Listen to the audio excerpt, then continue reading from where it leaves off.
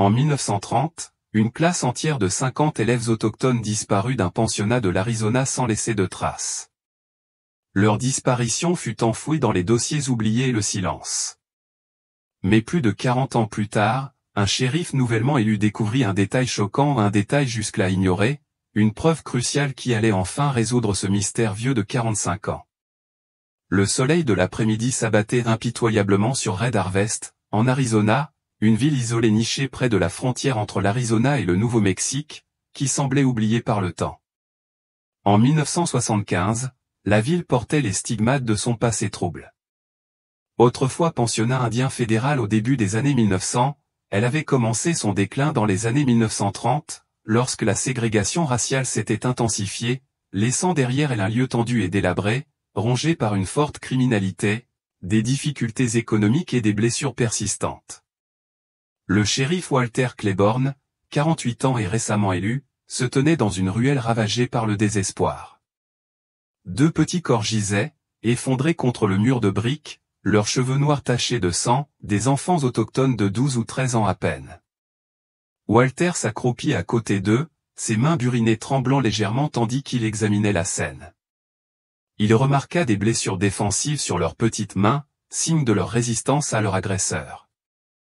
Tandis qu'il photographiait la scène de crime avec le vieil appareil photo du service, Walter se retrouvait face à la dure réalité de Red Harvest, la haine et les tensions raciales entre blancs et autochtones avaient atteint leur paroxysme.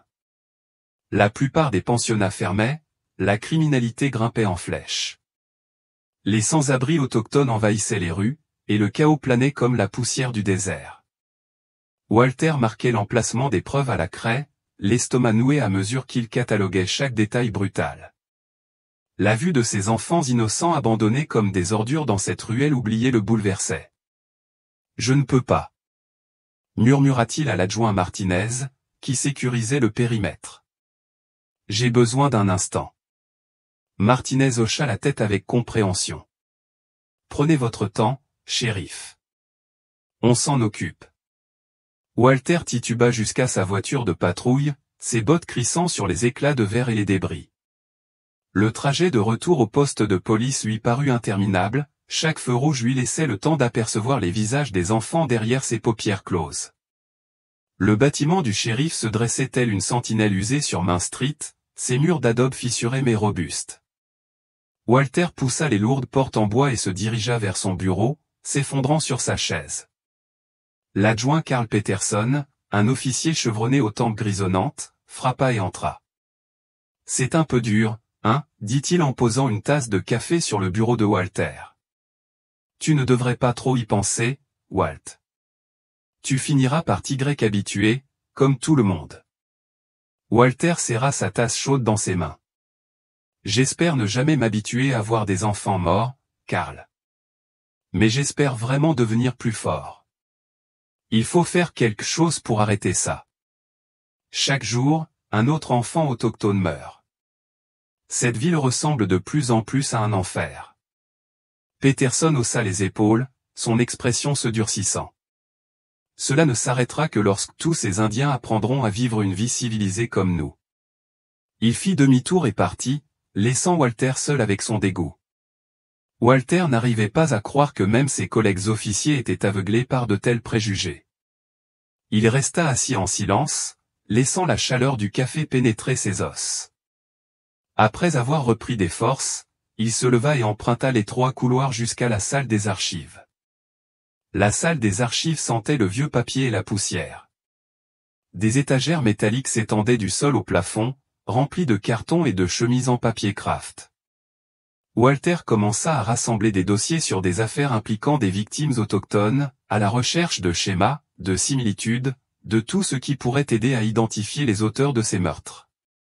Les heures passèrent, et les dossiers et les cartons jonchaient le sol autour de lui.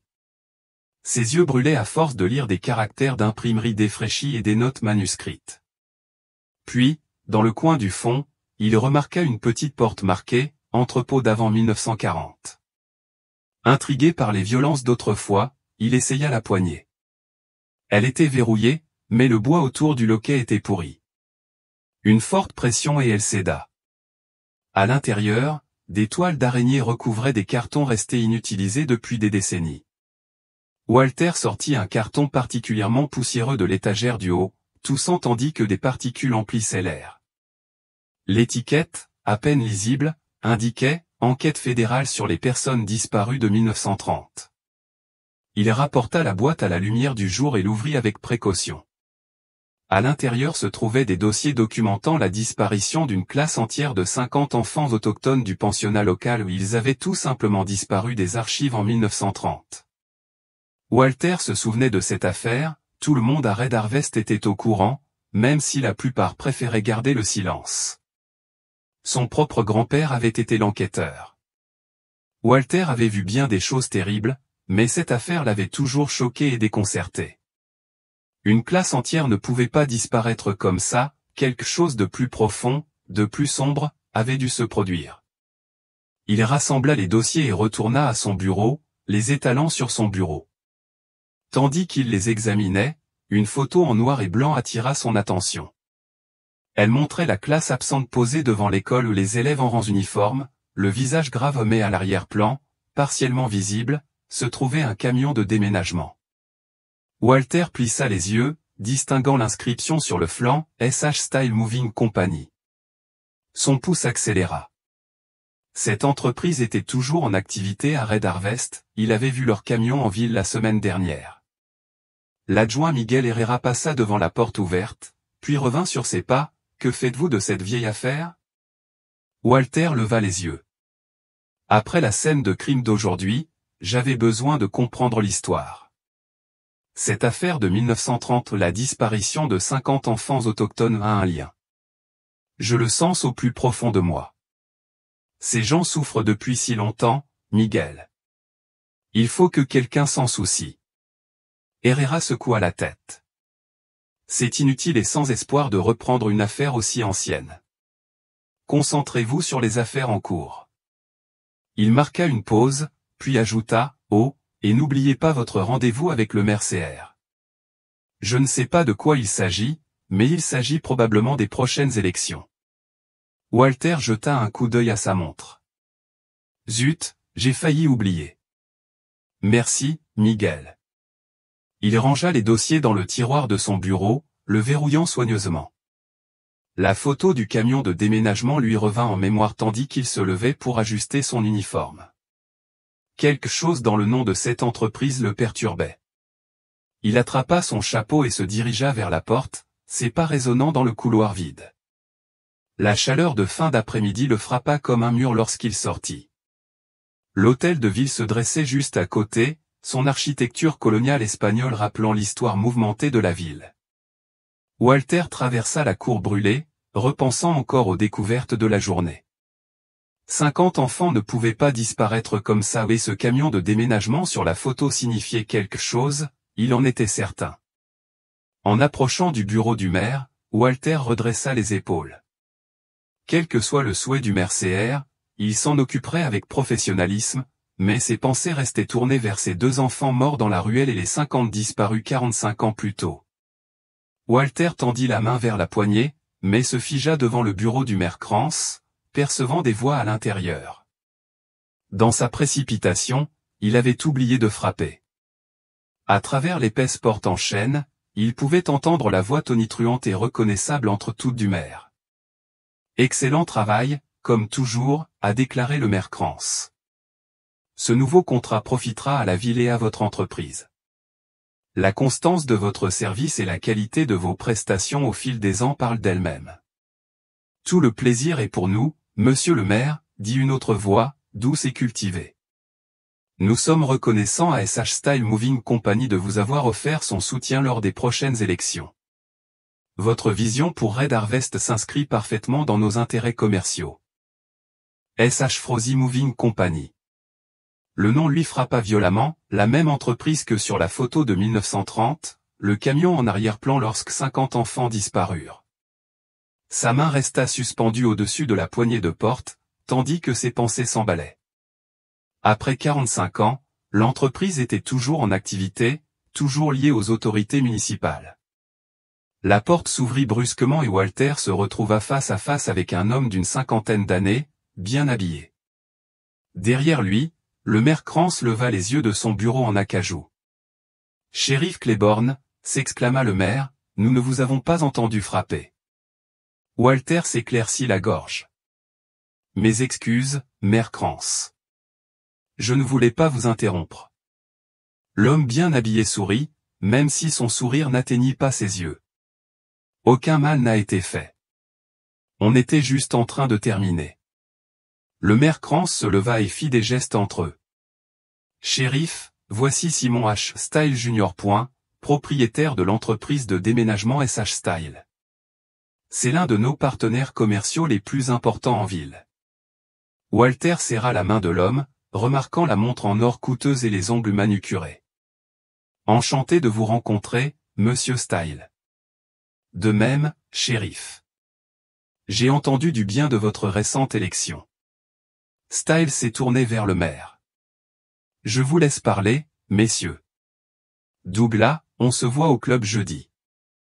Je ne raterai pas ça, Simon.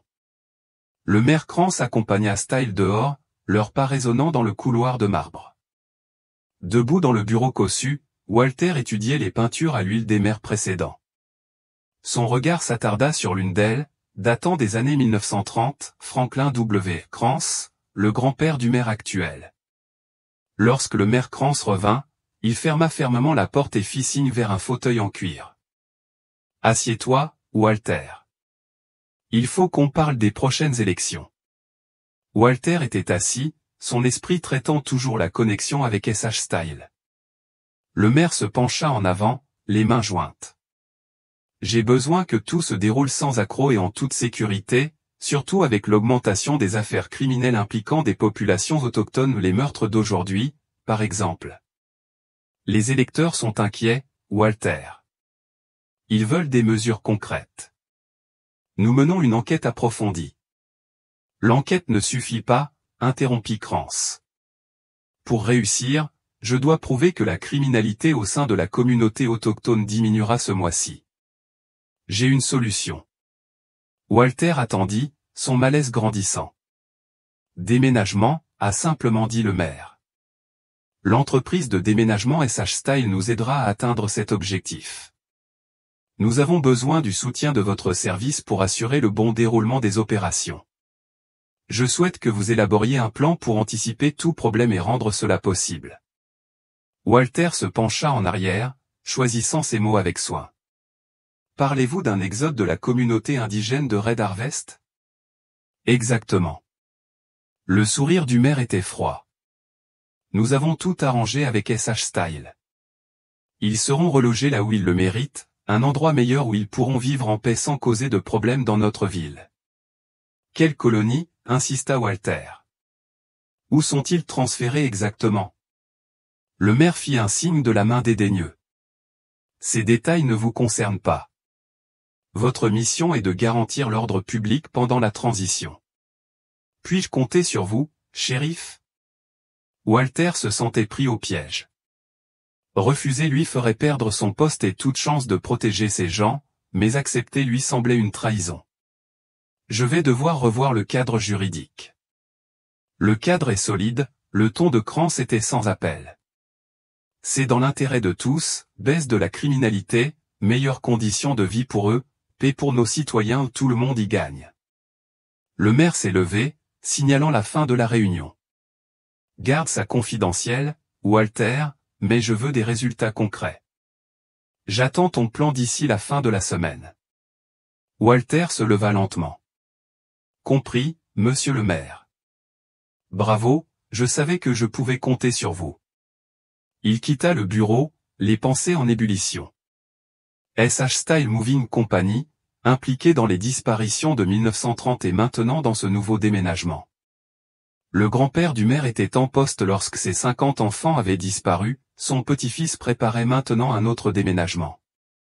Le soleil de fin d'après-midi projetait de longues ombres tandis que Walter traversait la cour pour retourner au bureau du shérif. Les paroles de son grand-père résonnaient dans sa mémoire, parfois, les vrais criminels portent des costumes et vous serrent la main. Il poussa les portes du commissariat. À son retour, l'adjoint Herrera l'attendait dans le bureau de Walter, les dossiers étalés sur le bureau. Le jeune homme semblait épuisé, son uniforme habituellement impeccable était froissé par la longue journée. Je viens de terminer l'interrogatoire du suspect dans les meurtres d'enfants, dit Herrera sans préambule. J'ai pensé que vous souhaiteriez des nouvelles. Walter s'enfonça dans son fauteuil. Comment ça s'est passé? Nous avons trouvé un jeune procureur de 15 ans, commença Herrera en consultant ses notes. Il s'appelle Thomas Béhet. Il avait du sang sur les mains, ses empreintes digitales étaient visibles sur un couteau que nous pensons être l'arme du crime. 15 ans, répéta Walter, le cœur serré. Il n'était qu'un enfant. Ce n'est pas ça qui est gênant. Herrera a tourné une page. Le garçon est sous le choc, il parle de manière incohérente. Il n'arrête pas de parler d'un endroit très chaud avec des portes rouges, comme une grange, mais calme et souterrain. On lui a demandé où il se trouvait, mais il n'a pas pu ou n'a pas voulu le dire. Il semblait même délirant. Walter se redressa. Semblait-il traumatisé? Serait-il lui aussi une victime? Herrera haussa les épaules, bien que Walter ait perçu l'incertitude dans ses yeux. C'est possible, mais ça ne s'annonce pas bien pour lui. Ses empreintes étaient partout, et personne n'a vu personne d'autre à proximité.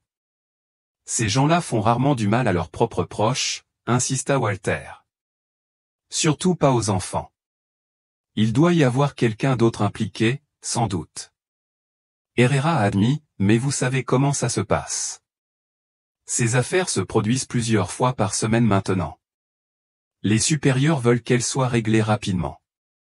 Ils vont probablement tout mettre sur le dos du garçon, par commodité. Les mots flottaient lourdement dans l'air. Walter sentit une tristesse familière l'envahir. Dans Red Harvest, la justice était souvent une question d'opportunisme, et non de vérité. Où est le garçon maintenant? Demanda Walter. Enfermé dans la cellule 3, répertorié comme suspect. Herrera regarda l'horloge murale. Il est presque soir. Notre service se termine, on devrait rentrer. Je vais rester encore un peu, dit Walter. Puis-je voir le rapport d'interrogatoire? Herrera lui a tendu un dossier en papier craft. Ne restez pas trop tard. Cette affaire sera encore là demain. Après le départ d'Herrera, Walter étala le rapport d'interrogatoire à côté des dossiers de 1930 sur son bureau. Les photos des deux filles prises sur la scène de crime étaient brutales, mais il s'efforça de les examiner objectivement. La déclaration du garçon était fragmentaire, pleine de références à la chaleur, à l'obscurité et à ces mystérieuses portes rouges. Il se tourna ensuite vers les dossiers de 1930. Ce qu'il découvrit le glaça. Une enquête avait été menée sur les 50 étudiants disparus, 3 avaient été retrouvés. Le procès-verbal officiel indiquait qu'ils avaient été relogés, mais des déclarations de victimes y étaient jointes. 2 des 3 survivants racontèrent avoir été détenus dans une pièce très chaude et sombre. La main de Walter tremblait tandis qu'il écrivait une note reliant les témoignages. La similitude avec les divagations de Thomas Béhet était trop évidente pour être une coïncidence.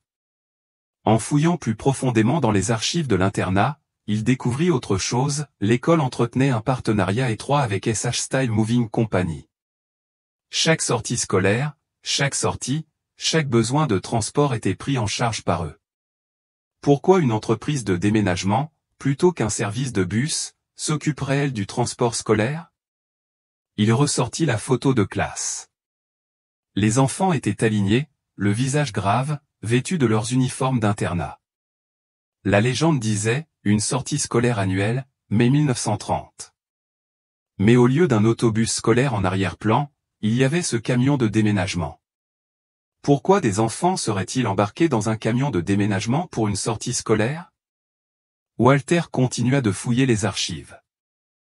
Il n'y avait aucune mention d'une autre compagnie de transport utilisée par l'école, SH Style détenait un monopole total. Une question lui traversa l'esprit, quels autres actifs possédait l'entreprise? Avait-elle des bus, d'autres véhicules, des propriétés? Il prit le téléphone et composa un numéro familier. Après 4 sonneries, une voix fatiguée répondit. Bureau du greffier du comté. Rebecca à l'appareil. Rebecca, c'est Walter Claiborne. Désolé d'appeler après les heures d'ouverture. Walter, dit sa voix chaleureuse. Pourquoi travailles-tu si tard? J'ai besoin d'un service, Becca. C'est important. Elle soupira. Tu dis toujours ça. Cette fois, c'est différent. Je dois consulter les biens appartenant à SH Style Moving Company, archives, actes, titres, transfert de propriété, permis de construire, tout ce que vous possédez. Walter, tu sais que je ne peux pas simplement remettre des dossiers sans les papiers appropriés, surtout à cette heure-ci. C'est lié au meurtre d'aujourd'hui, insista-t-il. Ces deux jeunes filles autochtones, je pense qu'il y a un lien avec quelque chose de plus grave, Becca. Quelque chose qui remonte à des décennies. Il y eut un long silence. Rebecca était son amie depuis le lycée, elle le connaissait suffisamment pour percevoir l'urgence dans sa voix. D'accord, dit-elle finalement. Mais juste pour cette fois. Le bureau ferme. Passez demain matin, j'aurai les dossiers prêts. Merci, Becca. Je te dois beaucoup. Tu me dois un dîner dans ce nouveau steakhouse, corrigea-t-elle. Accord. Après avoir raccroché, Walter s'affala sur sa chaise. Ses yeux brûlaient de lecture, et l'épuisement pesait sur ses épaules comme un fardeau. Les pièces du puzzle commençaient à former un tableau, mais il était encore frustrant et incomplet, la société de déménagement SH Style, les disparitions de 1930, le plan de relogement du maire, la même entreprise, les propos enflammés de Thomas B. sur les portes rouges et la chaleur souterraine, 2 filles mortes dans une ruelle, tout cela était lié. Il en était certain. Walter enferma les dossiers dans le tiroir de son bureau et se leva, les articulations en colère. Demain, il creuserait plus profondément. Ce soir, il avait besoin de repos pour réfléchir clairement. Alors qu'il éteignait les lumières du bureau, une dernière pensée le taraudait, la description des portes rouges et de la chaleur souterraine par le garçon correspondait à des témoignages d'il y a 45 ans. Quel genre d'endroit était resté inchangé aussi longtemps, et de quelles horreurs avait-il été témoin? L'obscurité du soir s'était installée sur Red Harvest comme une épaisse couverture. Tandis que Walter roulait dans les rues tranquilles en direction de chez lui, ses phares perçaient l'obscurité, illuminant les devantures abandonnées et les trottoirs déserts.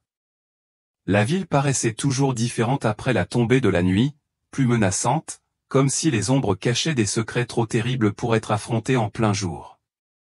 Une silhouette traversa la rue en trombe, brièvement aveuglée par ses phares. Walter freina brusquement, les pneus crissant. Un jeune autochtone, âgé de 14 ou 15 ans, courait frénétiquement au milieu de la route aux pieds nus, vêtements déchirés et miteux, mais c'est l'expression de terreur qui glaça le sang de Walter. Walter s'arrêta et sauta de la voiture. « Et, appela-t-il, fiston, attends. Ça va? Tu as besoin d'aide. » Le garçon jeta un coup d'œil en arrière, les yeux écarquillés de peur, mais ne s'arrêta pas. Il courut même plus vite, ses pieds nus claquant sur le trottoir. Walter le poursuivit, réduisant lentement la distance à sa foulée plus longue. « Je ne vais pas te faire de mal. Je suis le shérif, je peux t'aider. » Mais le garçon, terrifié, zigzaguait entre les voitures garées, tentant désespérément de s'échapper. Walter était sur le point de le rattraper lorsque 2 hommes surgirent d'une ruelle, se déplaçant avec une efficacité éprouvée. Ils saisirent le garçon, l'un enroulant ses bras épais autour de sa silhouette frêle, tandis que l'autre lui attacha rapidement les poignets avec une corde. Le garçon se débattit sauvagement, criant dans une langue que Walter ne comprenait pas, mais sa peur était inexplicable. « Que se passe-t-il » demanda Walter, la main tendant instinctivement vers son arme de service. L'homme, grand, large d'épaules et au visage balafré, regarda Walter avec agacement. « Le maire ou votre patron ne vous ont-ils pas dit qu'on débarrassait les rues de ces bâtards ?» La cruauté désinvolte du mot fit tressaillir Walter. Le maire avait évoqué le déménagement, mais Walter ne s'attendait pas à ce que cela commence si tôt ni de manière aussi brutale. « J'ai besoin de voir vos papiers, » dit Walter fermement. Le deuxième homme, plus jeune et au regard froid, cracha par terre. « Vous êtes du mauvais côté, shérif. Si vous voulez vous inquiéter, aidez-nous à attraper ces enfants. On nous a dit de les rassembler pour les transporter. Ils se dirigèrent vers un camion garé à proximité, traînant le garçon ligoté entre eux. Le cœur de Walter se serra en reconnaissant le logo sur le flanc du véhicule, SH Style Moving Company. Les papiers, répéta Walter en les suivant avec un soupir exagéré. L'homme balafré sortit des documents pliés de sa veste. Walter les examina à la lumière d'un lampadaire, tout semblait authentique, la signature du maire CR, l'approbation de la direction de SH Style, et même l'autorisation personnelle de Simon H. Style Jr. Arrivés au camion, les hommes ouvrirent les portes arrière. Walter halta. À l'intérieur, serrés les uns contre les autres comme des animaux effrayés, se trouvaient au moins 20 enfants autochtones, âgés de 8 à 16 ans, tous arborant la même expression terrifiée. L'esprit de Walter s'emballa. S'il essayait d'arrêter ça, il irait à l'encontre des ordres directs du maire. Il perdrait son badge, toute chance d'enquêter davantage. Mais voir ses enfants se faire charger comme des marchandises lui retournait l'estomac. C'est le dernier, dit le jeune homme en poussant le nouveau dans le camion. Maintenant, on les livre. Les livrer où? Demanda Walter. Des logements sont prêts, répondit l'homme balafré. Ils y resteront temporairement jusqu'à ce que le campement permanent soit prêt. Walter prit une décision. Je t'accompagne. Les hommes échangèrent un regard, mais ne purent refuser l'escorte du shérif. Walter retourna à sa voiture de patrouille et suivit le camion quittant la ville en trombe. Le voyage les conduisit au cœur de l'Arizona rural, sur des routes de plus en plus étroites et isolées, le désert s'étendait à perte de vue de chaque côté, seulement entrecoupé de broussailles et de quelques rares arbres de Josué. Après près de 2 heures de poursuite silencieuse, les feux stop du camion s'allumèrent soudain. Il quitta la route principale et entra dans un petit village, la poussière tourbillonnant dans les phares. Walter se gara et observa les environs. Dans l'obscurité émergea une structure rectangulaire à 2 étages, entourée de bâtiments de construction similaires. Celui-ci, entouré d'une clôture grillagée surmontée de barbelés et d'un portail unique, se détachait. L'enceinte était baignée par la lumière crue des projecteurs. Elle ressemblait bien plus à un centre de détention qu'à un logement temporaire. Cela ne semble pas assez grand pour tous ces enfants, observa Walter alors que les hommes commençaient à décharger leur cargaison humaine. L'homme balafré haussa les épaules. Ce n'est pas notre problème. À qui appartient cet endroit, insista Walter. SH Style, répondit le jeune homme. Une institution privée, le gouvernement. Écoutez, shérif, ajouta-t-il avec impatience, on ne sait pas et on s'en fiche. On suit juste les ordres, on récupère les enfants et on les amène ici. C'est tout. Walter regarda les enfants sortir du camion. Un par un, ils avançaient lentement, raides par le voyage, la peur perceptible à chaque pas hésitant. Certains des plus jeunes pleuraient en silence, les larmes ruisselant sur leur visage. Une femme émergea du bâtiment, corpulente, l'air sévère, un bloc-notes à la main. Elle commença à cocher les noms tandis que les enfants défilaient. 23, annonça-t-elle lorsque le dernier enfant fut sorti du camion. Tous sont comptabilisés. Les hommes se tournèrent vers Walter. Vous devriez rentrer maintenant, shérif. Nous n'avons plus besoin d'escorte. Walter hocha lentement la tête, l'esprit déjà occupé. Demain, il rencontrerait Rebecca et vérifierait les registres fonciers. Il demanderait au maire plus de détails sur cette opération. Il se fit un devoir de demander à Rebecca de se renseigner également sur cette propriété.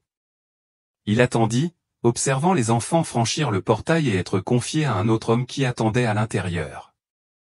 La silhouette à l'entrée les accepta sans un mot, les guidant rapidement dans l'ombre du bâtiment. Le garçon qui courait se retourna une fois, son regard croisant celui de Walter à travers la clôture. Le désespoir dans ce regard entrait Walter pendant des jours. Le portail claqua, le verrou s'enclenchant définitivement. Les 2 hommes remontèrent dans leur camion et démarrèrent. Walter retourna à sa voiture de patrouille, les mains fermement agrippées au volant. quelque chose clochait terriblement. Ça ne ressemblait pas à un déménagement. Alors qu'il commençait le long trajet de retour vers Red Harvest, il regarda dans son rétroviseur le camion SH Style tourner dans la direction opposée, s'enfonçant plus profondément dans le désert. Walter n'avait parcouru que quelques kilomètres lorsqu'il aperçut l'enseigne lumineuse clignotante d'une station-service, un phare de civilisation dans le désert.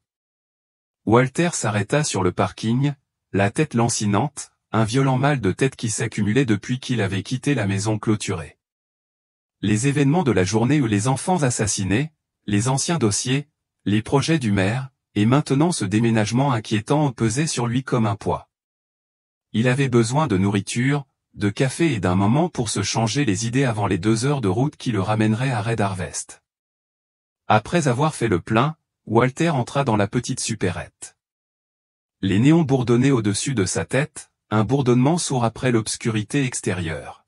« Bonsoir, shérif, dit le greffier, un homme d'un certain âge aux mains burinées et au regard bienveillant. Vous êtes loin de chez vous, n'est-ce pas? Je suis juste de passage, répondit Walter en attrapant un sandwich préemballé, un paquet de chips et un grand café. Il ajouta un magazine de pêche de quoi se distraire pendant le dîner. De retour dans sa voiture de patrouille, Walter baissa les vitres, laissant entrer l'air frais du désert. Il déballa son sandwich et en prit une bouchée. Le café était amer et vieux de plusieurs heures, mais la caféine était ce dont il avait besoin. Il était à mi-chemin de son repas lorsqu'un mouvement dans son rétroviseur attira son attention. Une silhouette se faufilait dans l'ombre au bord du parking, avançant avec la furtivité prudente de quelqu'un qui ne veut pas être vu. Il s'approcha. La silhouette se transforma en celle du même garçon indigène que tout à l'heure, celui qui courait, qui avait été attrapé et ligoté. Ses mains étaient libres maintenant, même si des brûlures de corde marquaient ses poignets. Il était toujours pieds nus, les pieds en sang à cause du terrain accidenté. Walter s'attendait à ce que le garçon s'enfuît à sa vue. Au lieu de cela, son visage s'illumina d'un espoir désespéré. Il courut vers Walter, et non s'enfuit. « Vous, bon policier, aidez-moi » dit le garçon dans un anglais approximatif, la voix tremblante. Sans attendre de réponse, il ouvrit brusquement la portière passager de la voiture de patrouille et sauta à l'intérieur. « Attends. Attends. » Walter se précipita à sa suite et se glissa au volant. « Qu'est-ce que tu fais? Comment as-tu pu t'échapper? » « Aidez mes amis. » « Conduisez, » supplia le garçon, ses yeux noirs écarquillés d'urgence. « Pourquoi me fais-tu confiance? » demanda Walter, déconcerté. « Tu me fuyais tout à l'heure. » Le garçon l'observa un long moment, puis dit simplement, « Tu es bon. »« Je sais conduire. » Walter jeta un coup d'œil autour du parking vide. Personne ne semblait poursuivre le garçon. Le parc était à un virage de là, et il régnait un silence étrange. Contre toute attente, il démarra le moteur et quitta le parking. L'estomac du garçon gargouilla bruyamment. Walter lui tendit le reste de son sandwich et des chips. Le garçon se laissa tomber sur la nourriture comme s'il n'avait pas mangé depuis des jours, dévorant tout et avalant d'un trait le café de Walter. « Regarde, » dit soudain le garçon en pointant du doigt. Walter suivit son geste et vit le camion de SH Style revenir au camp. Mais quelque chose clochait, il distinguait des silhouettes à l'arrière, les mêmes enfants qui venaient d'être débarqués. Il les charge à nouveau, marmonna Walter, confus. Le camion s'éloigna du complexe, prenant une direction différente de celle de Walter. Le garçon attrapa Walter par le bras et lui montra frénétiquement le véhicule qui s'éloignait. « Sauvez-vous, ami. Suivez-moi, s'il vous plaît. » Walter hésita. Son instinct lui disait de retourner à Red Harvest pour rapporter ce qu'il avait vu. Mais en voyant le garçon au son désespoir, ses talents d'évasion évidents, le fait qu'il ait réussi à se libérer et à retrouver Walter, il savait que l'enfant finirait à nouveau dans la rue. « D'accord, » décida Walter. « Je vais les suivre. Ils vont peut-être déménager dans un autre foyer. » Cet endroit était trop petit pour autant d'enfants. Il maintenait une distance de sécurité derrière le camion, phares éteints, suivant les feux rouges arrière dans l'obscurité. La route s'enfonçait plus profondément dans la nature sauvage, laissant loin derrière elle toute apparence de civilisation. Les cactus saguaros se dressaient tels des sentinelles silencieuses au clair de lune, et les seuls bruits étaient le grondement des moteurs et le murmure du vent. Une demi-heure s'écoula. Le garçon resta vigilant, les yeux fixés sur le camion qui le précédait. Finalement, le véhicule ralentit et quitta la route principale. Walter le suivit prudemment et aperçut une grande structure se profiler dans l'obscurité. C'était un entrepôt, vieux et imposant, dont les parois métalliques étaient rouillées par le temps. Un panneau usé près de l'entrée indiquait Chial Moving et Equipment Storage Facility. Walter se gara à distance, partiellement caché derrière un amas de rochers. Il se tourna vers le garçon, le cœur lourd. « Je ne m'attendais pas à ce qu'il vienne ici, » dit-il lentement, essayant de faire comprendre au garçon. « C'est un entrepôt, pas un logement. Je ne peux rien faire. Je suis seul, hors de portée radio, impossible d'appeler des renforts. »« S'il vous plaît, » supplia le garçon, les larmes aux yeux. « À l'aide. »« Demain, » promit Walter. « J'irai au bureau et je vérifierai les lieux. Je demanderai de l'aide. » Le garçon secoua la tête avec frénésie. Avant qu'il puisse parler, une silhouette surgit de l'entrée de l'entrepôt. L'homme marcha résolument vers leur voiture, les ayant repérés malgré la distance. Walter s'avança à sa rencontre, essayant de projeter son autorité. L'homme était d'âge moyen, avec l'air doux de quelqu'un qui passait plus de temps à remplir des papiers qu'à travailler. « Shérif, » dit l'homme, l'air peu surpris. « Je suis le responsable de l'entrepôt. Je ne m'attendais pas à une escorte policière. » Son regard se porta sur la voiture de patrouille et aperçut le garçon à l'intérieur. Un sourire traversa son visage, mais il n'atteignit pas ses yeux. « Ah, merci d'avoir fait tout ce chemin pour amener ce garçon. » On se demandait où il était passé. Walter n'avait plus aucune option. Il était à des kilomètres de chez lui, seul, sans aucune autorité légale pour intervenir. À contre-cœur, il ouvrit la portière passager et aida le garçon à sortir. L'enfant le regarda avec des yeux trahis, puis soudain s'écria. « Grange à porte rouge. » Porte rouge. L'expression du directeur se durcit. Ce garçon est un idiot, il ne sait pas ce qu'il dit. Trop de soleil, sans doute. Je vais retourner en ville alors, dit Walter, essayant de mémoriser chaque détail de l'endroit. Oui, vous devriez, a acquiescé le directeur. Il se fait tard. Si vous avez des questions, contactez le maire ou venez à notre bureau en ville.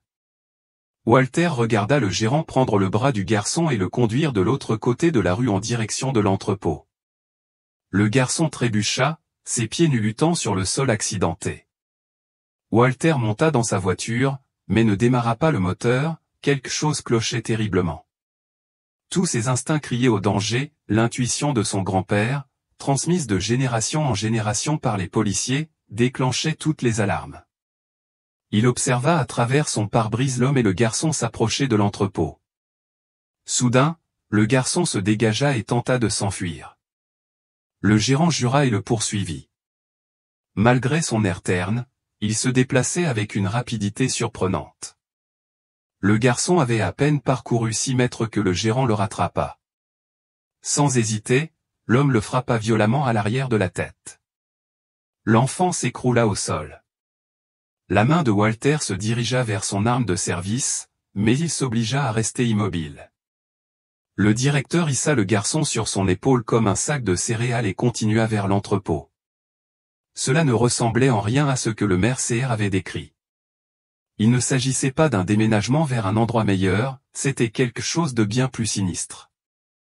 Walter baissa sa vitre, tendant l'oreille tandis que le gérant disparaissait à l'intérieur avec son fardeau inconscient. Pendant un instant, il n'entendit que le bruit du vent et des coyotes au loin.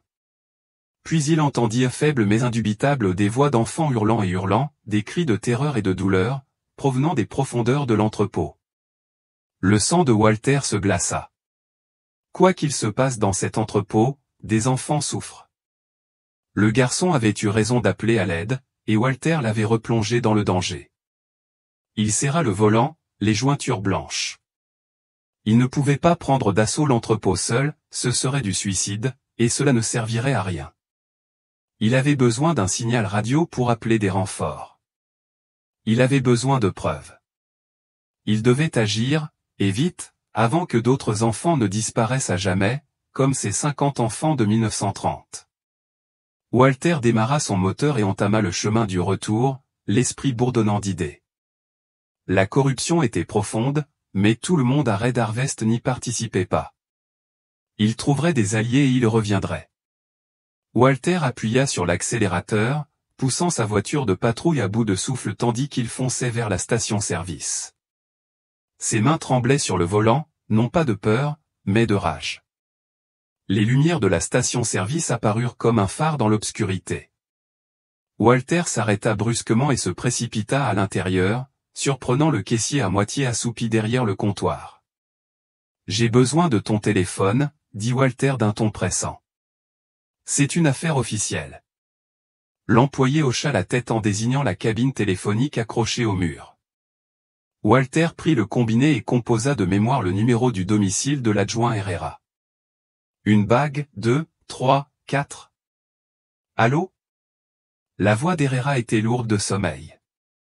Miguel, c'est Walter. Je suis désolé de te réveiller, mais ça ne peut pas attendre. ChatGPT a dit.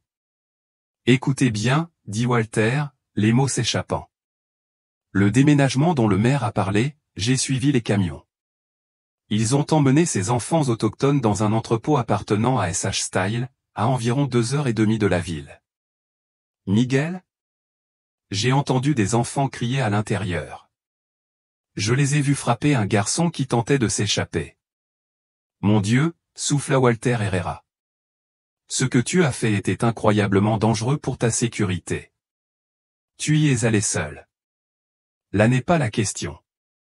Walter serra plus fort le téléphone. Il y a quelque chose de terrible dans cet entrepôt. J'ai le pressentiment que le maire et le propriétaire de SH Style sont impliqués dans une affaire horrible. Nous devons intervenir, tout de suite. Ralenti, dit Herrera, même si Walter percevait l'inquiétude grandissante dans sa voix. Raconte-moi exactement ce que tu as vu. Walter prit une grande inspiration. Ils ont frappé ce garçon devant l'entrepôt, à la vue de tous. S'ils font ça sous les yeux de tous, imaginez ce qu'ils font à l'intérieur, à l'abri des regards. Il faut appeler un juge et obtenir un mandat de perquisition d'urgence. Il y eut un long silence. Walter pouvait presque entendre Herrera réfléchir, peser le pour et le contre. Miguel? Walter insista. Tu me connais. Je ne ferai pas ça, je ne te réveillerai pas en pleine nuit, si ce n'était pas vraiment grave. Je sais, dit finalement Herrera. Très bien, je vais contacter le juge Ben. Il a bonne conscience et il me doit une faveur. Dites-lui que c'est peut-être lié à la vieille affaire fédérale de 1930, la disparition des autochtones et les homicides d'aujourd'hui. Ça devrait attirer son attention. Herrera acquiesça. Attendez là. Je vous rappelle à ce numéro. Walter raccrocha et commença à arpenter le petit magasin. Le vendeur l'observait nerveusement, sentant clairement que quelque chose de grave se tramait. Walter acheta un autre café, plus pour s'occuper de ses mains que par besoin de caféine. Les minutes s'écoulaient. Walter consultait sa montre à plusieurs reprises. Chaque seconde qui passait était une seconde de plus pendant laquelle ses enfants étaient en danger.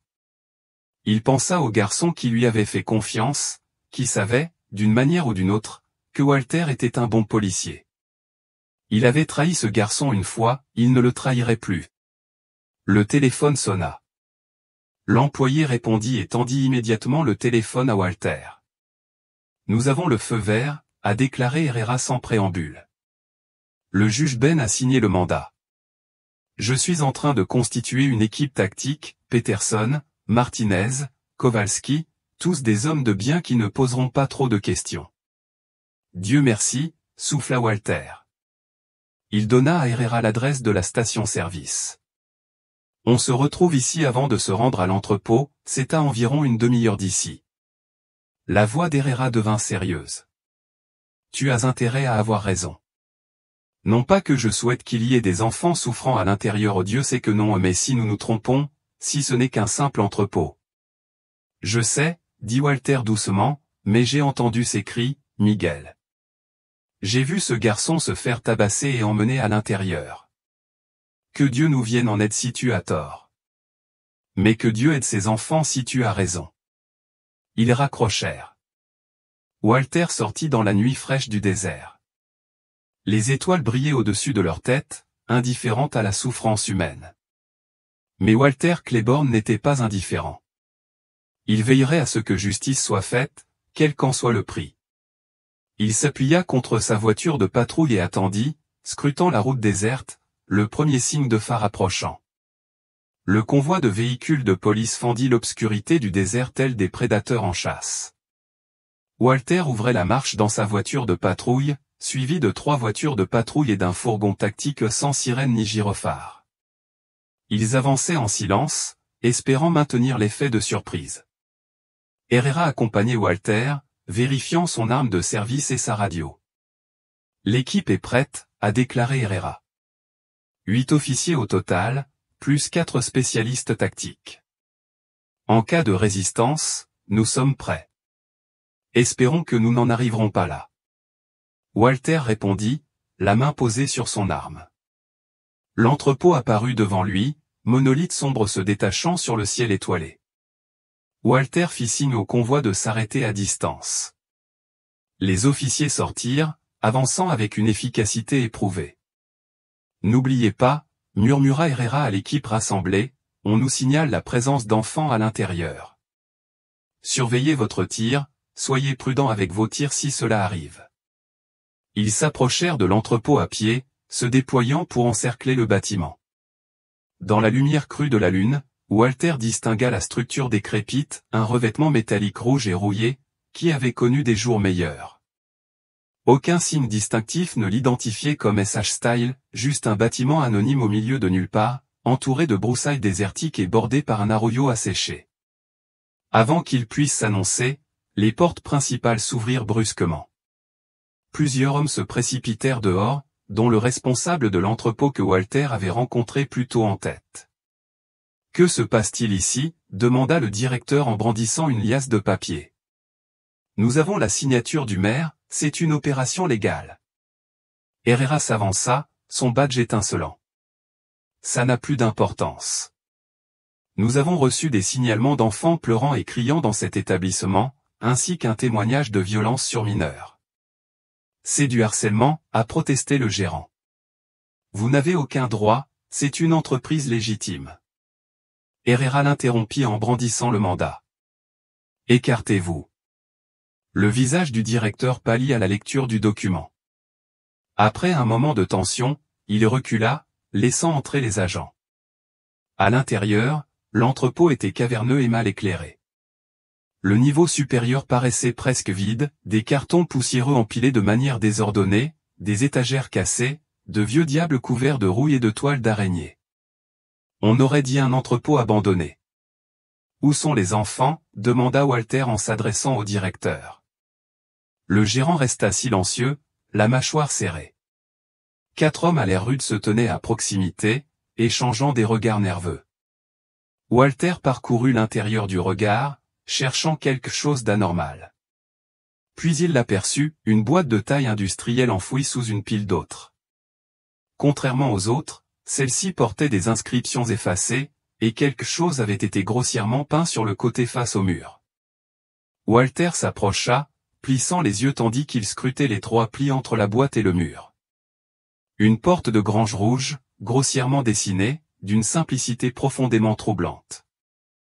Grange à la porte rouge, murmura Walter, se souvenant des paroles désespérées du garçon. Il s'approcha et frappa brusquement. Le son était faux, ce n'était pas l'écho creux du carton, mais le bruit sourd et solide du bois.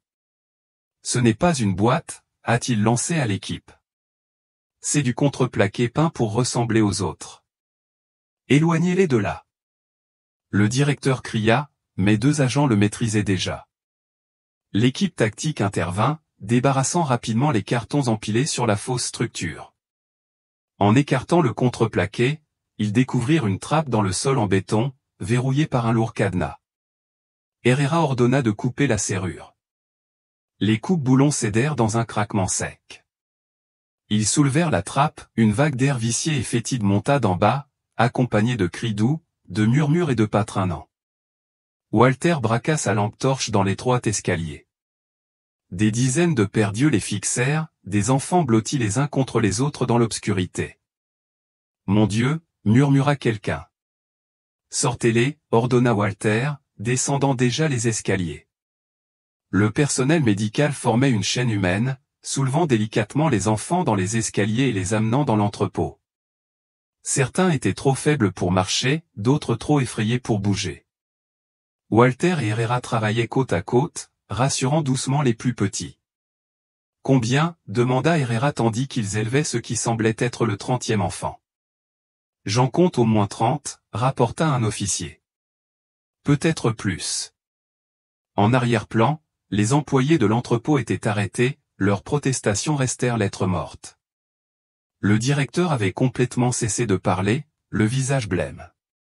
L'opération de sauvetage s'est poursuivie dans la nuit, justice a enfin été rendue. La théorie d'un homme fier fuyant ses dettes s'est complètement dissipée, remplacée par un récit bien plus sinistre. Garrett Crawford n'avait pas fui sa vie. Il avait été réduit au silence par une vie secrète. Avec ce nouvel éclairage terrifiant, l'équipe de l'inspecteur Corbin a rouvert les dossiers financiers de Garrett. À première vue, ils n'ont vu que ce à quoi ils s'attendaient, des dettes et du désespoir. Maintenant, ils cherchaient autre chose, des revenus inexpliqués. Ils ont épluché minutieusement 4 années de relevés bancaires, d'historiques de transactions et de bordereaux de dépôt. Et ils ont trouvé la vérité. Parmi les revenus légitimes provenant de la vente de bétail se trouvaient des dizaines de petits dépôts en espèces irréguliers. Leur montant variait de 5 cents à $2000, effectués à intervalles irréguliers au cours des 8 mois précédant sa disparition. Lors de l'enquête initiale, ces transactions avaient été écartées comme des ventes officieuses de vaches individuelles ou de matériel agricole ou une pratique courante chez les éleveurs. Mais, vue sous l'angle du cartel, la situation était accablante. Les dépôts ne correspondaient pas aux saisons des enchères. Ils étaient trop faibles, trop fréquents et trop aléatoires. Cela ressemblait moins à des revenus d'élevage qu'à une série de paiements. Au total, ils atteignaient près de $50 000. Garrett Crawford n'était pas seulement endetté. Il avait été salarié. Cette révélation a galvanisé l'enquête, mais a aussi créé un obstacle frustrant, les dépôts étaient en espèces, intraçables. La cellule du cartel responsable avait probablement disparu depuis longtemps ou avait changé de direction. Pendant des mois, l'affaire a couvé, sans qu'aucune issue claire ne se dégage. La révélation est venue de l'écosystème tentaculaire et saturé de rumeurs du système carcéral. Dans un pénitencier fédéral situé à plusieurs centaines de kilomètres de là, un détenu nommé Hector Moral au purgeant la 3e année d'une peine de 15 ans pour trafic de drogue regardait le journal télévisé du soir. Une chaîne locale a diffusé un autre reportage sur la « tombe en carapace de tortue », nom sensationnaliste donné à l'affaire Crawford. Moral se figea. Il savait ce que cela signifiait. Il savait qui avait opéré dans cette région du Texas. Risquant 12 années supplémentaires derrière les barreaux, il y vit une opportunité.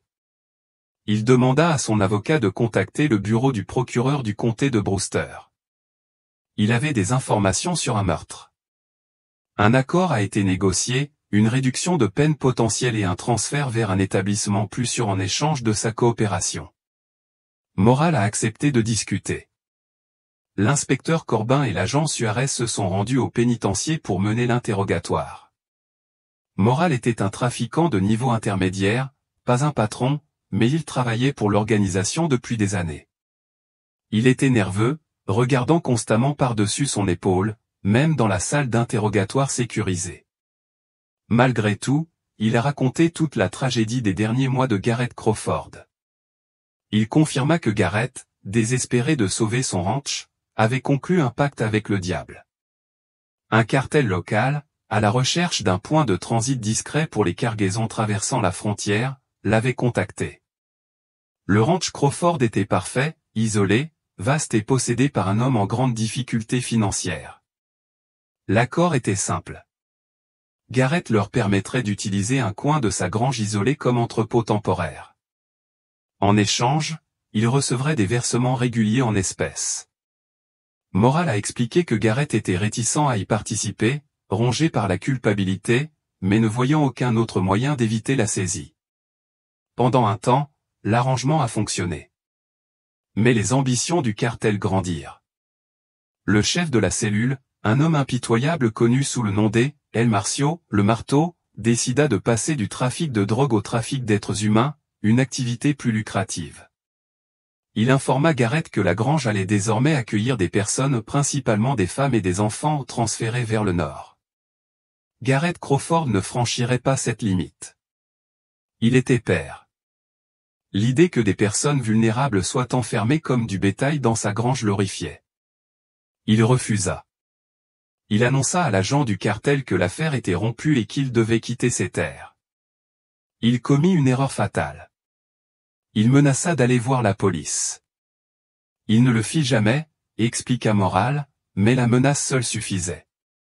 Dans leur monde, pas besoin d'être un mouchard. Il suffisait d'y penser. El Marcio ne pouvait pas risquer un témoin aussi instruit.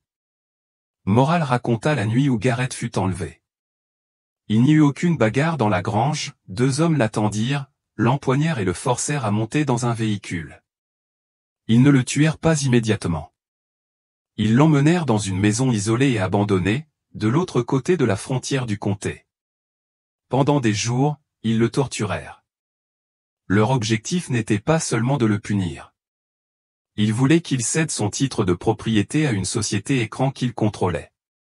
Mais Garrett a refusé. Il a refusé de leur céder sa maison. Lorsqu'il est devenu évident qu'il ne céderait pas, El Marcio a donné l'ordre. Après l'avoir tué, ils ont jeté son corps dans un endroit, qui ne serait jamais retrouvé, a déclaré Morale. L'enterrement élaboré de ses vêtements était un acte distinct et calculé, une tombe symbolique, une performance artistique narcotique. Elle servait 2 objectifs, une ultime insulte dégradante à l'homme qui les avait défiés, et un message glaçant à tous les autres membres de leur réseau, tel est le prix de la moralité. Tel est le sort de ceux qui disent non. Les aveux d'Hector Morale dressaient un tableau saisissant et terrifiant des derniers jours de Garrett Crawford. Ils apportaient des réponses, un contexte et un mobile clair pour un crime qui avait déconcerté les enquêteurs pendant 4 ans. Les pièces du puzzle, le désespoir financier, le chèque non encaissé, l'enterrement étrange se fondaient dans un récit cohérent et tragique. Pour les enquêteurs, ce fut un moment de profonde lucidité. Pour la famille de Garrett, cela confirma ses craintes les plus profondes et ses convictions les plus profondes. Cependant, l'histoire n'offrait aucune issue juridique. Le témoignage de l'informateur, bien que convaincant, n'était finalement que cela, la parole d'un condamné cherchant à réduire sa peine. Le garçon se redressa avec fierté. « Ashkiné, dit-il, avant d'ajouter en anglais, ça veut dire un grand garçon, le nom de mon grand-père. » « Eh bien, Ashki, dit Walter, tu as sauvé tous ces enfants. Tu es un héros. » Le garçon secoua la tête. « Je voulais juste sauver mon ami Thomas Béhet. On s'est échappé ensemble. C'est une longue histoire de revenir en ville, mais arrivé là-bas, on a vu un homme tenter de s'en prendre à 2 jeunes filles autochtones. J'ai couru, mais Thomas, lui, n'a pas couru. Il a essayé de l'arrêter. » Walter commença immédiatement à tout noter, réalisant que le témoignage du garçon était directement lié à l'affaire d'homicide sur laquelle il travaillait ce jour-là. Ashki poursuivit, « Thomas, il a essayé de sauver ses filles. Il les a touchées, a essayé d'arrêter le saignement, mais la police est arrivée. Merci d'avoir partagé tout ça avec moi, Ashki. On en reparlera au poste, d'accord? Thomas est détenu là-bas, et il aura besoin de ton aide comme témoin pour raconter son histoire à la population et au juge. » Walter regarda autour de lui tous les enfants autochtones pris en charge et sentit quelque chose changer en lui. Sa détermination à combattre les préjugés raciaux, déjà forte, se cristallisa en une force inébranlable. Nous allons tous vous aider à retrouver vos familles, dit-il à Ashki et aux autres enfants à portée de voix, et nous veillerons à votre protection. Cela n'arrivera plus jamais. Herrera le rejoignit, observant les ambulances se préparer au départ. J'ai déjà appelé les journalistes, dit-il. Ils sont en route. Nous couvrirons cette histoire aussi crue soit-elle où tout le monde saura ce qui s'est passé ici. Bien, dit Walter fermement. Il faut que les gens voient. Ils restèrent un moment silencieux, regardant le lever du soleil colorer le ciel à l'est de couleur pâle. L'entrepôt derrière eux paraissait moins menaçant dans la lumière grandissante, mais Walter savait que ces ombres le hanteraient à jamais. Ce sera un combat sans fin, dit doucement Herrera. La discrimination, la haine, ça ne va pas disparaître du jour au lendemain. Je sais, répondit Walter. Mais c'est peut-être un début. Peut-être que les gens commenceront à voir la bonté chez ces enfants, chez tous les peuples autochtones. Ils méritent la vie comme tout le monde. Ils méritent plus que la vie, a corrigé Herrera. Ils méritent la dignité, le respect, la chance de s'épanouir, pas seulement de survivre. Walter hocha la tête, regardant Ashki être aidé à monter dans une ambulance. Le garçon se tourna pour lui faire un dernier signe de la main. Le poids des événements de la nuit pesait sur lui, mais un espoir profond pesait aussi sur lui, justice avait été rendue ce soir, mais le travail était loin d'être terminé. Allez, allez, dit Herrera en lui tapant sur l'épaule. On a des arrestations à faire et une ville à réveiller. Alors qu'ils se dirigeaient vers leur véhicule, les premiers rayons du soleil percèrent l'horizon, illuminant un monde qui ne serait plus jamais tout à fait le même.